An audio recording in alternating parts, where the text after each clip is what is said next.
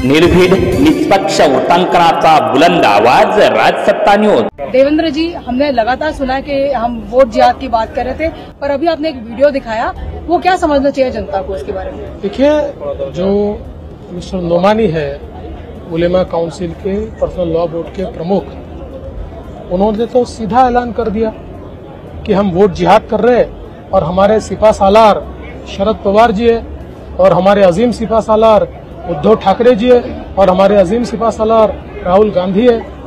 तो जो हम कह रहे थे वो बात बिल्कुल सच है। ये लोग इधर सेक्युलर बनते हैं और उधर केवल और केवल माइनॉरिटी के तुष्टीकरण का उपयोग करते हुए ये वोट लेना चाहते हैं। और 17 मांगे दी, उन 17 मांगों में कैसी मांगे?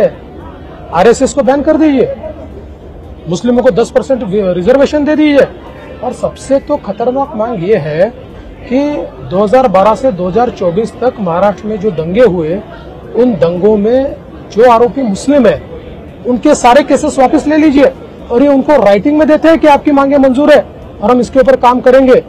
ये किस और हम जा रहे हैं लोकतंत्र में? हम तो इसका मुकाबला करेंगे और डट कर करेंगे। ये हर बार उनका निशाना प्रधानमंत्री नरेंद्र मोदी क्यों होते हैं? क्योंकि अभी भी उन्होंने कहा कि हमारा निशाना महाराष्ट्र में दिल्ली की सत्ता गिरानी है। हाँ, ये तो जो हम बात कह रहे थे कि सब लोग मिलकर केवल दिल्ली की सत्ता गिराने का ही प्रयास कर रहे हैं, आज वो भी सच उन्होंने उगल दिया। लेकिन मैं आपको ये बता देता हूँ, ये कितनी भी ताकत लगा दी, न दिल्ली की सत्ता दूर होने वाली है, न महाराष्ट्र में इनको जगह मिलने वाली है। आप पूरे राज्य में घूम रहे हैं, क्या माहौल दिख रहा है? क्योंकि 2024 में भी काफी जो फॉल्स नैरेटिव हुआ था, उससे काफी नुकसान हुआ था, उसकी भरपाई हो पाएगी? देखिए, फॉल्स नैरेटिव के खिलाफ पूरी ताकत हमने लगाई और नैरेटिव खत्म कर दिया। अब कोई फॉल्स नैरेटिव नहीं चलेगा। लोगों में ये भावना है कि हमारी यूती की सरकार ने अच्छा काम किया है, जनता हमको चुनकर देना चाहती है, जनता हमको चुनकर देगी। अगर हम बात करें कि विपक्ष जिस तरह का फिर भी अभी भी नैरेटिव फैलाने की कोशिश करते, कभी राहुल गांधी बात करते हैं कि रिजर्वेशन को खत्म कर देना चाहिए, कभी उनकी पार्टी 10% रिजर्वेशन की बात करती है मुस्लिम्स के लिए, कभी कहते हैं कि मराठा रिजर्वेशन नहीं दिया। क्या है इनका? What is there whole? Are you confused that they are also confused about reservation? मैं यही कहूंगा कि भारत के इतिहास में किसी भी राष्ट्रीय पार्टी का इतना कंफ्यूज नेता मैंने देखा नहीं। He is one of the most confuse person, और इतने अंतर विरोध की बातें वो करते हैं और आजकल एक लाल संविधान लेकर घूमते हैं। ये लाल संविधान में पन्ने तो कोरे। तो जिस प्रकार की नौटंकी, नाटकबाजी ये लोग कर रहे हैं, ये कोई नैरेटिव नहीं सेट कर पाएंगे। इनको पता ही नहीं है महाराष्ट्र में मराठा समाज को रिजर्वेशन मैंने दिया और अभी शिंदे जी ने दिया, और रिजर्वेशन चल रहा है। ये तो 40 साल इनकी सरकार थी, कई लोगों ने जान दे दी, इन्होंने इनकी जू तक नहीं रहेगी। इन्होंने कभी प्रयास नहीं किया रिजर्वेशन देने का। तो ये बोल वचन देने वाले लोग हैं। ये जो लोग कहते हैं कि हम महिलाओं के अधिकार के लिए फाइट करेंगे, वही पहले लाड़की बहनी योजना का विरोध करते हैं और फिर अपने मैनिफेस्टो में इसको दोबारा अनाउंस करते हैं। Do you think they have lost the plot as far as the women vote is also concern? 100% they have lost the plot, क्योंकि जब हमने लाड़की बहन योजना लाई तो ये कहते थे कि ये योजना गलत है, नहीं आ सकती है, उसका विरोध किया, हम इसको खत्म कर देंगे बोला, और फिर ये भी कहा कि इसके लिए तो पैसे नहीं है, आ ही नहीं सकते, महाराष्ट्र की अर्थव्यवस्था खत्म हो जाएगी, और फिर बाद में खुद ही कहते हैं कि ये 1,500 दे रहे तो हम 3,000 देंगे। तो मुझे लगता है इनको एक आदत हो गई है। क्या होता है कि जो सही आदमी होता है ना, उसको झूठ बोलने में शर्म लगती है, इनको शर्म ही नहीं आती झूठ बोलने में, ये प्रॉब्लम है। देवेंद्र जी, आप भी बहुत सारे पर्सनल अटैक्स का फेस करते हैं। अभी कन्हैया कुमार है, कांग्रेस के नेता, उन्होंने आपकी बीवी के बारे में ऑब्जेक्शनेबल टिप्पणी करी। शाइना एनसी को भी ऑब्जेक्शनेबल कमेंट किया गया। एक तरफ प्रियंका गांधी वाड्रा कहती है कि मैं लड़की हूँ, लड़ सकती हूँ, दूसरी तरफ राहुल गांधी कहते हैं मोहब्बत की दुकान। पर जिस तरह के उनके बयान उनके नेता के द्वारा आता है, दिखता है कि कहीं ना कहीं ये सारे इनके जो थॉट प्रोसेस है वो बिल्कुल जमीन पे अलग है और बातों में अलग है। इनके बयान, ये इनके हाथ में जो संविधान है वो जितना खाली है उतना ही खाली और खोखले इनके बयान है।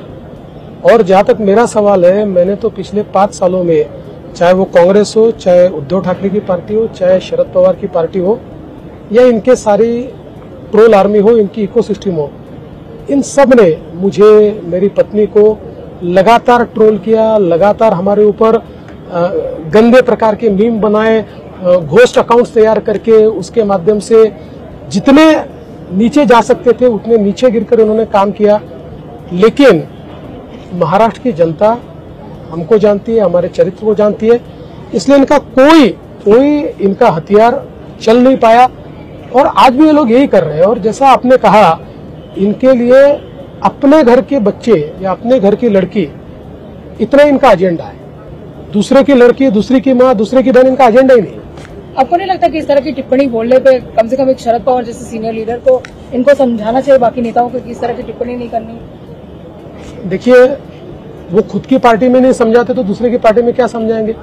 उनकी पार्टी की तो सबसे बड़ी आर्मी है जो अत्यंत अभद्र, और मैं तो गृह मंत्री हूँ, मैं चाहूँ तो आपको लिस्ट दे दूंगा कौन से हैंडल उनके और क्या उसके ऊपर टिप्पणी आती है। लेकिन हमने ये तय कर दिया कि भाई पॉलिटिक्स में पेशेंस इज अ वर्च्यू। हम इनको जवाब अलग तरीके से देंगे, हम दे रहे हैं। आपको लगता है कि राहुल गांधी से जवाब दिला पाएंगे उद्धव ठाकरे? क्योंकि प्रधानमंत्री ने चैलेंज किया है कि आप बाला साहब ठाकरे का प्रेस करके दिखाओ, आप वीर सावरकर जी का प्रेस करके दिखाओ। आपको लगता है कि इस चैलेंज में उभर पाएंगे उद्धव ठाकरे? देखिए, इसलिए नहीं उभर पाएंगे कि कई बार ऐसा होता है कि किसी के साथ दोस्ती होती है तो उसके गुण अपने को लग जाते हैं। उद्धव जी का ऐसा ही हुआ है। उद्धव जी ने स्वयं ही हिंदू हृदय सम्राट बोलना छोड़ दिया। अब वंदनीय शिवसेना प्रमुख बाला साहब ठाकरे कहा जाता है। जब वो खुद नहीं कर रहे हैं, अपने पिता को वो खुद हिंदू हृदय सम्राट नहीं कहना चाहते, तो वो कहां से राहुल गांधी से कहलवाएंगे? उल्टा राहुल गांधी ने उनको कहा कि नहीं कह सकते आप, बंद कर दिया उन्होंने कहना। एक सवाल ये भी बनता है, क्योंकि फाइनेंशियल कैपिटल है मुंबई और महाराष्ट्र एक बहुत बड़ा राज्य है, जिस तरह के डेवलपमेंट प्रोजेक्ट हमने 2 साल में 2.5 साल में देखे, बहुत सारे प्रोजेक्ट जो स्टॉल हो गए थे, इंक्लूडिंग द कोस्टल रोड वगैरह, आगे भी इस ग्रोथ जर्नी रहेगी? क्योंकि हम हमेशा डबल इंजन ग्रोथ की बात करते हैं। ट्रिमेंडस ग्रोथ आपको देखने को मिलेगी, ट्रिमेंडस, क्योंकि मैं ये देख पा रहा हूं कि जो अवसर महाराष्ट्र में तैयार हो गए 360 डिग्री के अवसर है, चाहे वो इंडस्ट्रियल इन्वेस्टमेंट हो, चाहे न्यू टेक्नोलॉजी हो, चाहे इंफ्रास्ट्रक्चर हो, चाहे खेती हो, चाहे पोर्ट हो, चाहे एयरपोर्ट हो, चाहे मेट्रो हो, चाहे रेलवे हो, अनप्रेसिडेंटेड यहाँ पर अवसर तैयार। और हम फाइनली बुलेटिन देख पाएंगे जो कि काफी टाइम से लैंड एक्विजिशन जब तक आप नहीं आए तब तक शुरू किया। हाँ, मैंने पूरा लैंड एक्विजिशन कर दिया, काम भी शुरू हो गया, आपको जरूर बैठाऊंगा।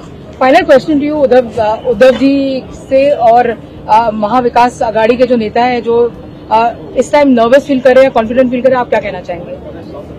देखिए, मैं इतना ही कह सकता हूँ, वो नर्वस है या कॉन्फिडेंट है मुझे पता नहीं है, लेकिन हम पूरे तरीके से आश्वस्त हैं, कॉन्फिडेंट है, क्योंकि जनता में जा रहे हैं तो जनता का जो आशीर्वाद मिल रहा है वो हमारा कॉन्फिडेंस बढ़ा रहा है। हम कॉम्प्लेसेंट नहीं है, हम ये मानते हैं कि कोई भी चुनाव टफ होता है, बट हमको एज दिख रही है, लोगों का प्यार दिख रहा है। हमें एक सवाल आपसे जरूर पूछना पड़ेगा, हालांकि I know that you are very good at ducking questions. ये जो भारतीय जनता पार्टी के जो कार्यकर्ता है वो चाहते हैं कि इस बार भाजपा का मुख्यमंत्री बने, आपके पीछे खड़े चाहते हैं आप मुख्यमंत्री बने, क्या कहेंगे उनसे? कि हर पार्टी के कार्यकर्ता को ये हमेशा ही लगता है कि अपनी पार्टी का मुख्यमंत्री बनना चाहिए। तो आज नहीं, जब भी हम राजनीति में होते हैं, हमारे पार्टी वालों को ये लगता है कि अपना मुख्यमंत्री होना चाहिए। लेकिन हमारे अलायंस ने तय कर लिया है और हमारे नेता और देश के गृह मंत्री अमित शाह जी ने ये घोषित किया है कि चुनाव के बाद तीनों पार्टियां साथ में बैठेगी और इसका फैसला करेगी। मुझे ऐसा लगता है कि हमने उसका इंतजार करना चाहिए। 23 तारीख को पूर्ण बहुमत आएगी? ऐसा लग तो रहा है आएगा।